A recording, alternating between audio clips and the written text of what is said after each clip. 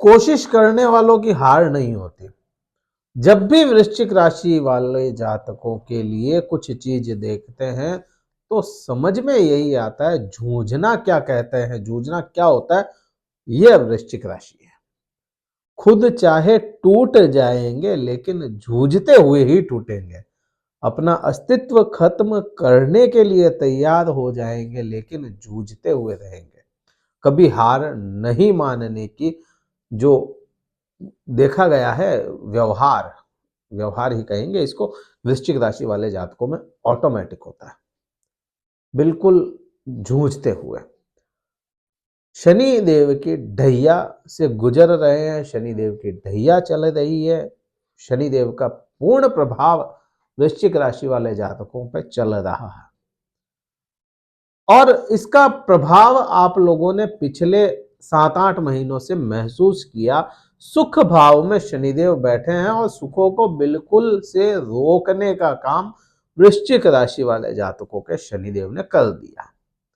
अब वही शनिदेव अस्त हो रहे हैं और सूर्य से अस्त हो रहे हैं। आप पे इस अस्त अवस्था का क्या प्रभाव आएगा, वीडियो देखेंगे और समझ में आएगा। वीडियो कहीं अच्छा लगता है लाइक कीजिएगा, शेयर कीजिएगा और सब्सक्राइब जरूर कीजिएगा चैनल को।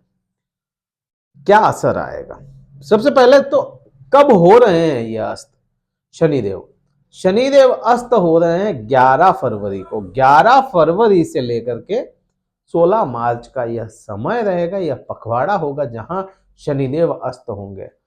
तो इस शनि अस्त में इन 35 दिनों में आप यह कह सकते हैं कि ये जो समय रहेगा आपके लिए बहुत अच्छा समय साबित होने की पूरी पूरी संभावनाएं हैं। यहां पे पूरी पूरी संभावनाएं बन जाती है। क्यों? क्योंकि सूर्य ग्रह आपके 10वें भाव कर्म क्षेत्र के स्वामी से यह अस्त हो रहा है। यहां आपके सुख भाव में यह अस्त हो रहा है तो आप पे पहला प्रभाव जो आएगा, क्योंकि शनि जहां अस्त होगा वहां पे प्रभाव लाएगा। जहां शनि देव को भाव मिला दूसरा, वहां प्रभाव लाएगा। जैसे आपका तीसरा भाव यह शनिदेव को ही मिला, इसको शनिदेव ही रिप्रेजेंट करते हैं। यहां असर लाएगा, शनिदेव की दृष्टियों में असर लाएगा। दृष्टि क्या होती है शनिदेव की? शनिदेव की दृष्टि तीसरी, 7वीं जो सभी की कॉमन है, और 10वीं। इनमें से 3 दृष्टियों में से 2 कॉमन नहीं है, बिल्कुल भी कॉमन नहीं है। यह किसी दूसरे ग्रह को नहीं मिली, केवल शनिदेव को मिली। 7वीं कॉमन दृष्टि है। यहां आपके शनिदेव अस्त हो रहे हैं। यहां आपके अस्त का क्या प्रभाव आएगा और सूर्य यहां पे आ जाएगा तो उसका क्या प्रभाव आएगा वो देखते हैं। यहां सुख भाव में शनिदेव अस्त हो रहे हैं तो सुखों में यहां पे आपके वृद्धि हो जाएगी। क्यों हो जाएगी? क्योंकि शनिदेव आपके समग्रहों की श्रेणी में आने वाले ग्रह अस्त हो गए। यहां शनि ढैया लगा करके बैठे थे तो शनि ढैया सुखों पे ही थी और शनि की पूरी असर, शनि का पूरा आप कह सकते हैं कि शनि ने स्टक करके बैठे थे जो थे आपके सुख। आपकी माता का भाव, माता से सुख मिलना, माता से सपोर्ट मिलना, इन सब चीजों में माता के स्वास्थ्य को बिगाड़ना, यह सभी चीजें यहां पे शनि अस्त की वजह से उभरती चली जाएंगी। इस समय में तो कम से कम यह जो समय रहेगा 11 से 16 तारीख तक का, 11 फरवरी से 16 मार्च तक का, तो यहां वृश्चिक राशि वाले जातकों के सुखों में वृद्धि, यहां वृश्चिक राशि वाले जातकों के प्रॉपर्टी में, यहां वृश्चिक राशि वाले जातकों के गाड़ी में, आप मकान कह सकते हैं, भौतिक सुख कह सकते हैं, कोई भी इलेक्ट्रॉनिक चीजें इन्हीं में आती है जो पैसा देकर के आप चीजें खरीद सकते हैं। तो यहां उसमें वृद्धि करवाएगा। अब बात करते हैं सूर्य यहां पे आकर के क्या करेगा। सूर्य यहां पे आके क्या करेगा? आपके एक तो आपके 10वें भाव कर्म क्षेत्र का स्वामी है, दूसरा मंगल आपके जो राशि स्वामी होते हैं उसके साथ में इसके संबंध बड़े अच्छे हैं सूर्य के। ये भी ऊर्जा है, वो भी ऊर्जा है, मंगल भी ऊर्जा, सूर्य भी ऊर्जा, और वह आपके यहां पे शनि के साथ में आ गया। तो यहां पे शनि के साथ में कॉन्फ्लिक्ट होगा, सूर्य का कॉन्फ्लिक्ट होगा तो यहां पे इस भाव में थोड़ी टेंशन बढ़ाएगा। लेकिन क्योंकि वह आपके लिए अच्छा ग्रह है सूर्य, तो यहां पे ऊर्जा दे देगा, भूख बढ़ा देगा। एकदम से दिमाग यहीं पे लगा देगा। तो यहां पे फिर वही बात आ जाती है, सुखों में वृद्धि, माता के भाव में वृद्धि सूर्य करवाएगा ही करवाएगा। अब बात करते हैं दृष्टि संबंध की, कि दृष्टि संबंध में क्या प्रभाव लाएगा। दृष्टि संबंध में शनि की तीसरी दृष्टि में यहां आपके छठे भाव पर आती है। छठा भाव रोग, ऋण, शत्रु, इन चीजों का हो जाता है। शनि ने ये बढ़ाए, शनि ने बढ़ाए थे, अभी वो अस्त हो रहा है तो वो कम होंगे। और यहां का जो डिस्पोजिटर है आपका खुद का लग्न, मीन्स यहां का जो डिस्पोजिटर है वह हो जाता है मंगल। और मंगल आज के समय में, मंगल 5 तारीख को आए और यहाँ पे मंगल आपके कहाँ थे, मंगल यहाँ है तीसरे भाव में, पराक्रम भाव में मंगल है।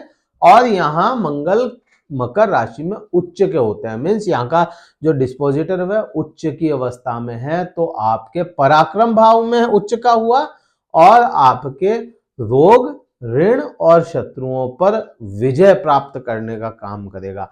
जितने भी शत्रु हैं उन शत्रुओं का नाश करने का काम मंगल करेगा, और वह उच्च का है इसलिए उसको और बल मिल गया मंगल को। यहां इस समय में किसी भी प्रकार का शत्रु आपको परेशान नहीं कर पाएगा। तो ये चीज हो जाती है। शर्त वही है, सूर्य अच्छी पोजीशन में हो लग्न चार्ट में, मंगल अच्छी पोजीशन में हो, शनि अच्छी पोजीशन में। तो अच्छी पोजीशन में ये ग्रह हैं तो आपको यह समय 100% देगा। अब यहां से आपके किसी प्रकार के रोग थे ना, तो वो तो कम करेगा। यहाँ ऑफिस वगैरह आप काम करते हैं, कोई जॉब करते हैं, तो जॉब में नई अपॉर्चुनिटीज मिलने के योग बनते हैं। इस समय में कोई चीज आपके पास हो गई तो वह आपको मिलेगी ही मिलेगी। प्रमोशन के योग बनते हैं इस समय में आपके, अगर कुछ अटका पड़ा है तो आप अप्रेजल आपके अच्छे बढ़ सकते हैं। तो ये सभी चीजें यहाँ पे होती है। दृष्टि सातवीं क्या लाएगी, सातवीं दृष्टि आपके कर्म क्षेत्र पे शनि की है और यहीं पर सूर्य की भी दृष्टि होगी। तो ऑब्वियसली बात है कि शनि ने आपके इस शनि ढैया में शनि देव ने आपके कर्मों को कम करने की कोशिशें की होगी, ये तो श्योर है। आपके बिजनेस चलते चलते डाउन हो गए, बिजनेस में प्रॉब्लम्स आना शुरू हुई। 4 बिजनेस सेटअप थे तो एक पे आ गए, जहां बहुत अच्छे चल रहे थे वहां पे डाउन होना शुरू हो गया, डाउनफॉल आना शुरू हो गया।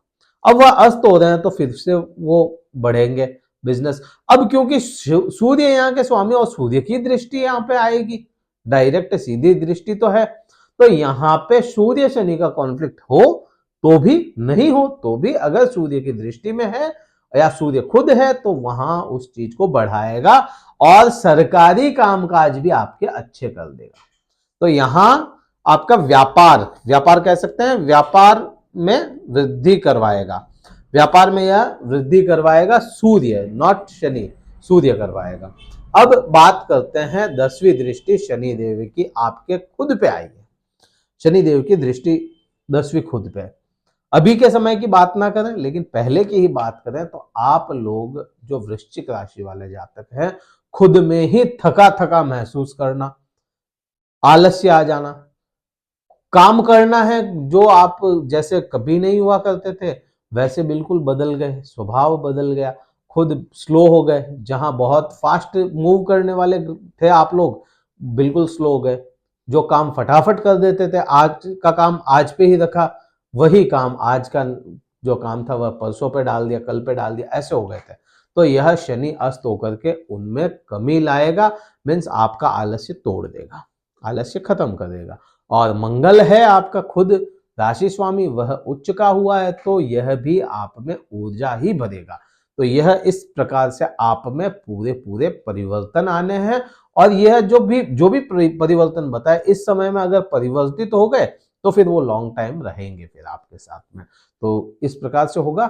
वीडियो कहीं अच्छा लगा हो लाइक कीजिएगा, शेयर कीजिएगा और सब्सक्राइब कीजिएगा। उपाय क्या करना चाहिए, इस समय में मंगल का उपाय आप करते रहें, हनुमान चालीसा का पाठ करें प्रातः समय, बहुत अच्छा उपाय है आप लोगों के लिए। आप इस समय में सूर्य को जल चढ़ाएं, आप इस समय में सूर्य का दान कर सकते हैं। अगर आपके लग्न चार्ट में सूर्य अच्छी पोजीशन में नहीं है, अच्छी पोजीशन में है तो फिर धूप का सेवन करें। धूप, प्रातः समय की धूप अपनी बॉडी पे आने दें। प्रातः समय 10-15 मिनट धूप में रहें, तो यह समय आपके लिए बहुत अच्छा रिजल्ट लेकर के आएगा। वीडियो कहीं अच्छा लगा, आपको क्या करना है पता है। कुंडली विश्लेषण करवाना चाहते हैं पर्सनली, देखिए सभी की कुंडली अलग होती है। आप चाहे अपने आसपास में कोई आचार्य उनसे करवाएं, कोई नहीं मिलता तो हमसे भी करवा सकते हैं। कुंडली विश्लेषण के लिए डिस्क्रिप्शन में कार्यालय का नंबर है, व्हाट्सएप मैसेज द्वारा ही संपर्क करें। शुल्क पता करके अपना स्लॉट बुक करवा सकते हैं। इस वीडियो में इतना ही था। जय हिंद, वंदे मातरम, भारत माता की जय।